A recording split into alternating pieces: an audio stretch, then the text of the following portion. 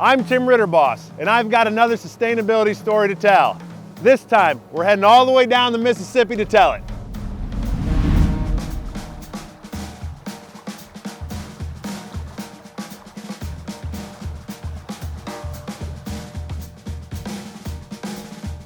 Welcome to New Orleans.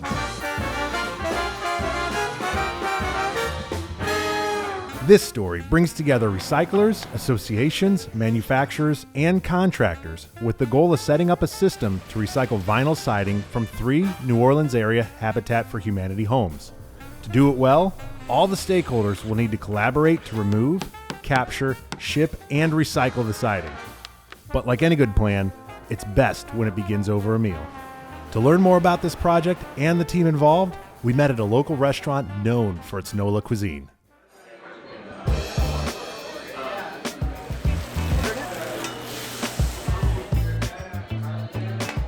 All right, y'all, got some Rions and turkey necks here. Yeah, no, absolutely. Thank y'all. Dig in. Hey, welcome to New Orleans. I'm so excited about this project. I'm so excited to be here with you guys. I want to learn a little about what we're going to be doing this week. So Rich, you're with Habitat for Humanity. There's going to be a lot of talk about recycling and building products, but really at the end of the day, like what you guys are doing is incredibly important. What does something like this mean to the homeowners that we're serving this week? This is hugely important to them, and it helps preserve generational wealth and enrich not just their lives, the community's lives. Alex, question for you. You're with Revinylize. What is Revinylize and what does it do? So Revinylize is an initiative that is a product of PEPA, the Polymeric Exterior Products Association. We're the trade association that represents manufacturers of polymeric building products. We seek to partner individuals in the circular recycling economy, with the end goal being to recycle as much post-consumer rigid plastic as possible. Adam, super glad you're here. For those that don't know, what is Brave? Brave is a way to bring people together and fix broken systems. I think the way to fix it is to bridge the layers of the supply chain together, because most of the time each layer doesn't understand what the other layer is doing. And so to be an entity that can come in and fill gaps and basically solve problems to connect those dots and make things flow better, it's what I think is going to improve the recycling system. Well, guys, I think this is going to be a great week. And my only other question is, who's going to be the first one to try the turkey neck? Our dinner also had a few other important members of the team, including Jay Thomas from the Vinyl Institute, Marguerite Olstreicher from Habitat for Humanity, Matt Dobson from PEPA, Rob Belfins from Progressive Foam Technologies, and Matt Reese from Certainty.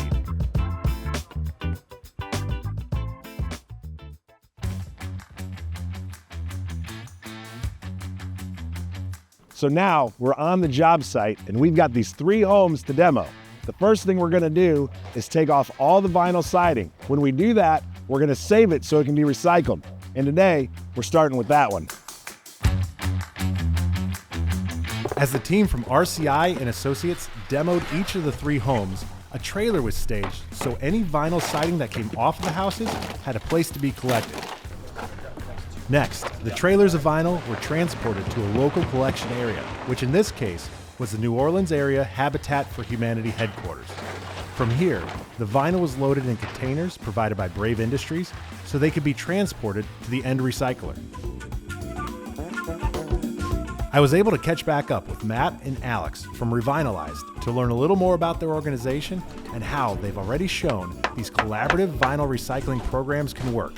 What may be even more interesting is how big of an opportunity actually exists for this material. And you guys just had a program where you were attempting to recycle 5 million pounds of vinyl. And I saw that Revinylize had hit this 5 million pound goal, which is incredible. How much material is actually out there for us to be able to recycle? I mean, when you think about it, with vinyl siding having been in the marketplace for 60, almost 70 years now, a lot of that product is coming to end of useful life. Typical house would maybe have 2,000 to 3,000 pounds of vinyl that's coming down. So overall, and we ran statistics, we're looking at about 300 million pounds per year available for recycling. And that's just siding. These 3 homes were now ready for brand new vinyl siding, which was manufactured and donated by Certainty. Matt was able to tell me a little more about their participation in this program and their efforts to promote vinyl recycling. We were able to donate material. We have one of our Main Street products here in a Wedgwood blue, beautiful color.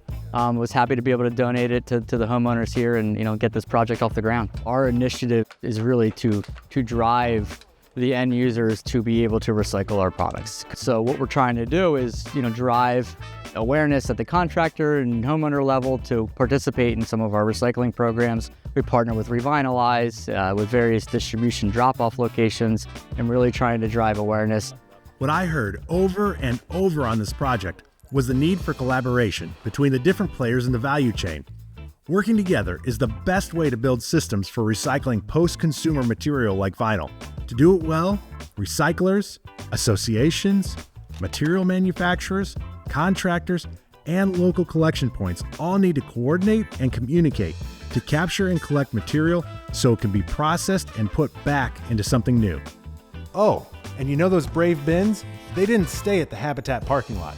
They were shipped off to be recycled at JPI. This is Dak Smith, and the bins have just arrived here at JPI. And if we look inside these bins, we'll see vinyl from 3 Habitat homes that are being refaced at the moment. And what we're going to do is we're going to throw it on the line, regrind it, and turn it into something new that can be used elsewhere.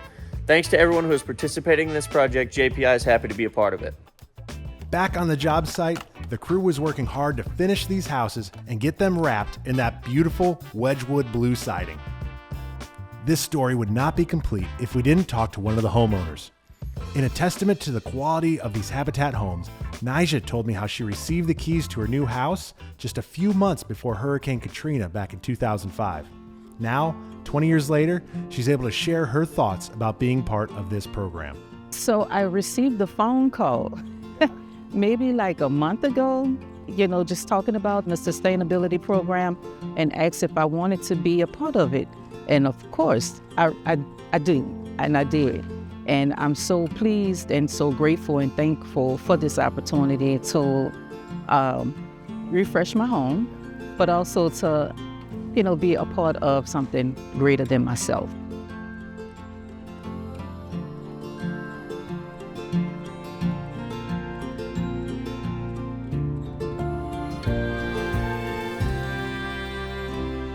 What an incredible story to tell. These 3 Habitat homes now have new vinyl siding that is going to last for decades. And in addition to that, because a whole bunch of companies came together to collaborate, the vinyl we pulled off has been recycled by design. I can't wait to tell the next story.